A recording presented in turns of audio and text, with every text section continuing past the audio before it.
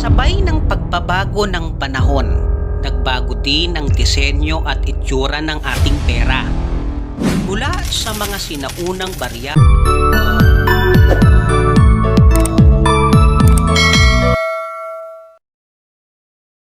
at banknotes hanggang sa new generation currency. Sa monetary system, ang salapi ang nagsisilbing medium of exchange sa ating panahon. Buti pa nga daw ang pera, may tao. Pero yung tao, mukhang pera. Paano masabi? Wala palang pera. Pero, pera. Paano ka nga ba ginawa? At paano ka nabuo? At anong mga materials ang ginamit? At maraming nababaliw at naghahanap sa'yo. Yan ang ating aalamin.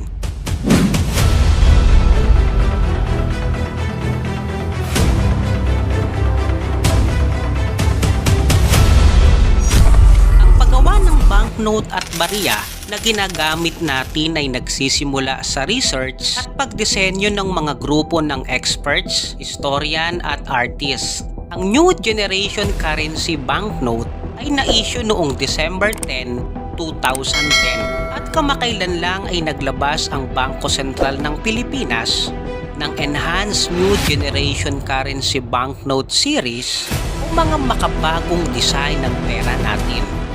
Mula 20 pesos, 50 pesos, 100 pesos, 200 pesos, 500 pesos, at 1,000 peso bill. Ang perang ito kapag nailawan, nag-iiba ng kulay. Tulad ng 500 peso bill mula gold ay nagiging green. Ang papel na pera ay ginagawa gamit ng espesyal na papel na hinaluan ng 80% na cotton, 20% na abaka. Dahil sa dalawang pinaghalong material, nagiging mas matibay at tumatagal ang pera. Sana all nagtatagal. Uy, sana all! Meron So yan. ding ikinalat na maliit na fiber sa papel. Inilalagay ito para maging patunay na ito ay ginawa ng bangko at hindi kayang gayahin. Meron din itong braille system para malaman o makapa kahit ng mga blind people kung magkano ang pera. Bawat denomination kasi ay may nakalagay na bilang na marka. 2 lines sa 50 pesos, 4 lines sa 100 pesos, 6 lines sa 200 pesos, 8 lines sa 500 pesos, at 10 lines sa 1,000 peso bill. Meron din itong security threat na hindi basta-basta maduduplicate ng printer o Xerox machine. Ang ink naman nito ay special read para kahit na ito ay mabasa, hindi agad mabubura ang mga nakaimprinta, lalo na ang mga importanteng detalye. Sa proseso naman, lithoprinting, kung saan inililimbag ang iba't ibang kulay ng background sa papel na gagamitin. Intaglio printing, dito naman ay inililimbag ang mga nakamarka o nakaumbok na detalye ng perang papel. Sheet inspection, dito tinitignan ang mga natapos na nalimbag kung ito ba ay may mali o may defect. Numbering, inilalagay dito ang serial number ng bawat pera na natapos na. Double checking, pagtingin muli sa mga nailimbag na pera kung 100% na tama.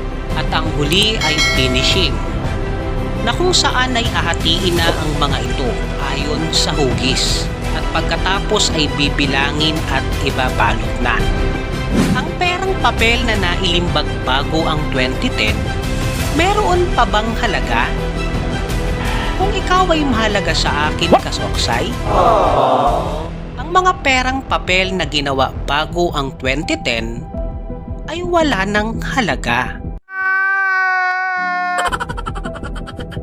Kaya po, dinala ko po. Ang barya Ayan naman ay gawa sa tanso at nikel. Ang 5 piso at mga sentimo ay may halo namang zinc, kaya may ibang kulay ito. Pero ang NGC Coin Series na inilabas ng BSP, inilarawan nila itong mukhang metallic silver. Pero ito ay gawa mula sa durable nickel-plated steel na may magandang itsura at hindi basta-basta naluluma at hindi madaling masira. Sa kasalukuyan, ayon daw sa pag-aaral, dahil na rin sa banta ng COVID-19, maaaring maipasa ang virus sa pamamagitan ng pera. E di safe tayo kasoksay. Alaus tayo pera. Kidding aside po, magugas tayo ng kamay pagkatapos humawak ng pera at sundin ng protocols ukol dito. Napakaraming proseso ng ating mga pera bago ito mapasa ating kamay. Gaya ng proseso kung paano natin ito nakukuha sa bawat kayod at sipag sa pagtatrabaho. Halos ang iba nito ay magkakulay na. Madalas ay nagkakalituhan dahil halos magkamuha kahit nakatupi pa yan o kung saan man kahit anong kulay pa niyan. Siguradong matanglawin, kukunin mo yan. Mahirap ang proseso na pinagdaanan ng pera bago ito magamit at ilabas sa publiko para masigurado na ito ay matibay at tatagal sa kamay ng iba't ibang tao. Huwag sana nating sulatan basta-basta ito dahil gumagastos rin ng pera sa paggawa ng panibagong pera para magamit pa ito ng mas maraming tao.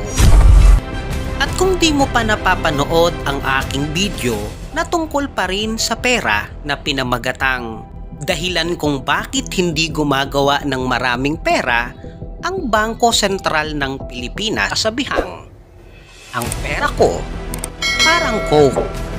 Kung hindi sakto, palaging zero. Nagbibiro lang ako.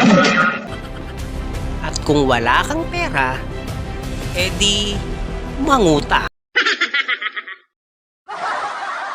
Umiral siguro yung kadimonyo ng aking kamay.